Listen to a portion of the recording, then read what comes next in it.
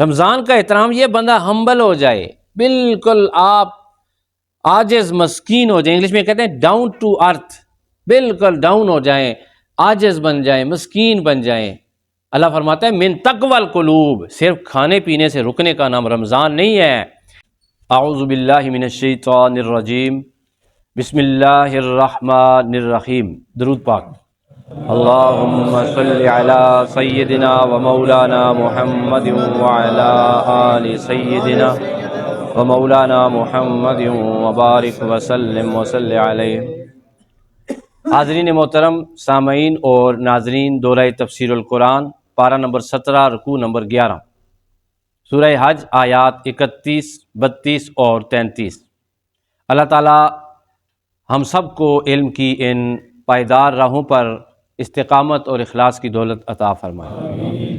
آج کے درس میں جو پہلی آیہ کریمہ ہے اس میں تفسیر کی ضرورت نہیں ہے، ترجمہ ہی تفسیر کی ضرورت بھی پوری کر رہا ہے۔ اور دوسری جو آیت ہے اس میں کچھ کل شاعر اللہ یعنی کہ اللہ کی حرمت والی چیزیں بتائی تھیں، اور چند چیزیں آج بتانی ہیں۔ اور جو تیسری آیت کریمہ ہے اس میں صرف 2 حدیثیں ہیں۔ آئیے آج کا درس شروع کرتے ہیں۔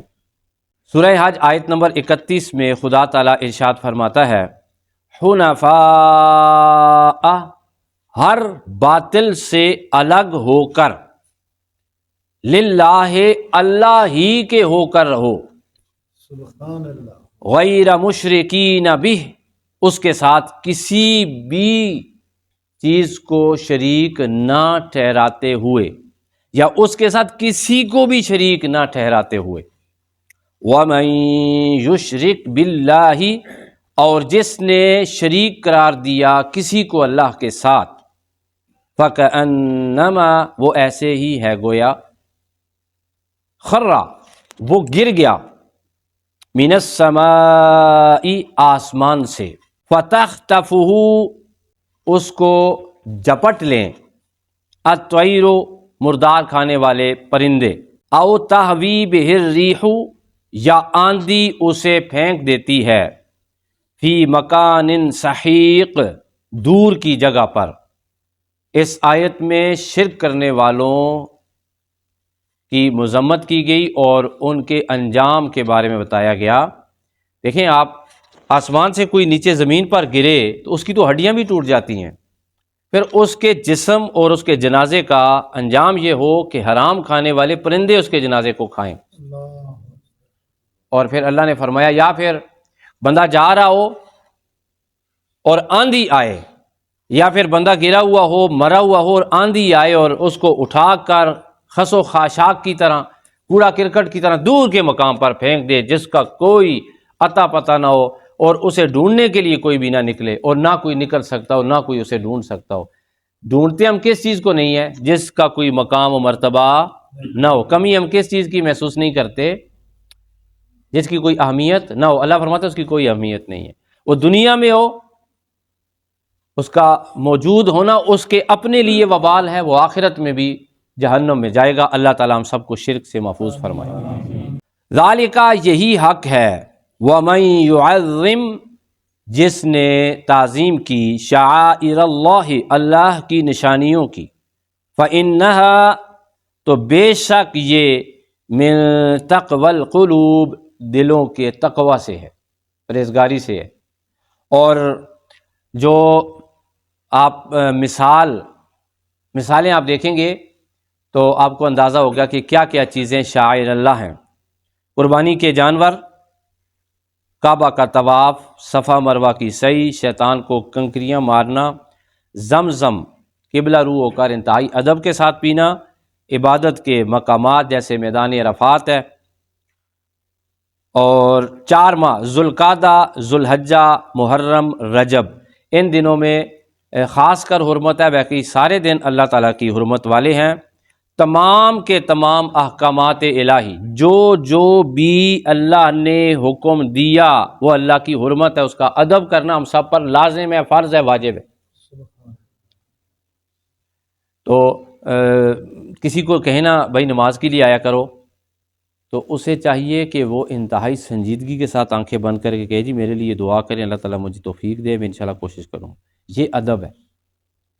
اور آگے سے ہم جس طریقے سے ہنستے ہیں، اچھا دیکھیں گے جی، پھر ہم ٹالنے کے لیے جو انشاءاللہ کہتے ہیں، یہ ایک نماز کی بات نہیں ہے، باقی بھی نیکی کے کاموں کی دعوت دینے کا نتیجہ یہی ہے. رمضان میں ہم جو ہے وہ رمضان کی توہین کرتے ہیں. کیسے؟ اللہ کا حکم کیا کہ روزہ رکھو، تو جی انہوں نے غصہ آیا جی، ان کو غصہ آیا ہوا ہے جی، سگریٹ پینے نا غصہ آیا نہیں، غصہ آیا ہوا ہے تو تیرے سے سارا محلہ تنگ ہے. پھر گھر والے بڑے یقین کریں وہ سہم کے بیٹھے ہوتے ہیں کہ بس، او بھائی غصے کو کنٹرول کرنا چاہیے، یہ بھی روزہ ہے، یہ تعظیم ہے رمضان کی. باہر ہم نکلتے ہیں تو دے مار 4:30 جڑا بندہ سامنے ہے تمہیں وہ جانتا نہیں ہے تو میں ہوئے. یہ کیا ہے؟ یہ حرمت، یہ احترام نہیں ہے رمضان کا. رمضان کا احترام یہ بندہ ہمبل ہو جائے، بالکل آپ عاجز مسکین ہو جائیں. انگلش میں کہتے ہیں ڈاؤن ٹو ارتھ، بالکل ڈاؤن ہو جائیں، عاجز بن جائیں، مسکین بن جائیں. اللہ فرماتا ہے من تقوی القلوب. صرف کھانے پینے سے رکنے کا نام رمضان نہیں ہے. بابا اپنے رویے کو ذرا دیکھیں اور اس کے اوپر دوسری نظر دوڑائیں، نظر ثانی کی ضرورت ہے. اپنے آپ کو، ایک بندے نے آپ کو گالی دے دی، آپ کہ نہیں رمضان ہے میں جواب نہیں دیتا، بھائی اللہ تجھے معاف کرے میں تجھے گالی کا جواب نہیں دیتا. مزہ آیا نا جی، اس کی عزت میں اللہ تعالیٰ اضافہ فرمائے گا. جی لڑائی کے لیے کوئی بندہ آگے آپ کہیں جی میں نہیں لڑتا. گھر میں آپ جائیں ایسے لگے جیسے یقین کریں رحمت آ گئی ہے، لوگ بچے خوش ہو جائیں، بیوی خوش ہو جائے. گھر میں جائیں ایسے پتہ چلے حضرت اسرائیل علیہ السلام نے آج ہی آنا ہے. یہ زندگی نبی پاک صلی اللہ علیہ وسلم کی زندگی نہیں، چاہے وہ بچہ ہے، چاہے وہ بڑا ہے، چاہے نوجوان ہے، چاہے وہ عورت ہے. یہ زندگی نبی پاک صلی اللہ علیہ وسلم کی نہیں ہے، اور یہ ادب اور احترام اور تعظیم بھی نہیں ہے بھائی اسلام کے اندر. آرام پیار سکون سے اللہ نے فرمایا جو میں نے حکم دیا اسے بجا لانا، اور جس طرح حکم دیا اسے اسی طرح بجا لانا. ان تمام احکامات کا احترام بجا لانا، اس سے میں تمہیں تمہارے دلوں کا تقوی عطا کروں گا. سبحان اللہ. تیسری آیت اللہ تعالیٰ ارشاد فرماتے ہیں، یعنی آیت نمبر 33، لکم فیہا، تمہارے لیے ان میں، منافع، منافع ہے، الی اجل مسمی، ایک معین مدت تک، ثم، پھر، محلھا، ان کی قربان کرنے کی جگہ، قربانی کی جگہ، ان کو ذبح کرنے کی جگہ، الی البیت العتیق، وہ گھر ہے جو کہ بہت پرانا ہے، خانہ کعبہ. اچھا اب آپ سوچیں گے کہ لکم فیہا جو ہے اس میں اللہ تعالیٰ ارشاد فرماتے ہیں تمہارے لیے منافع ہے ان میں، یعنی ان جانوروں میں، جب تک مجبوری نہ ہو.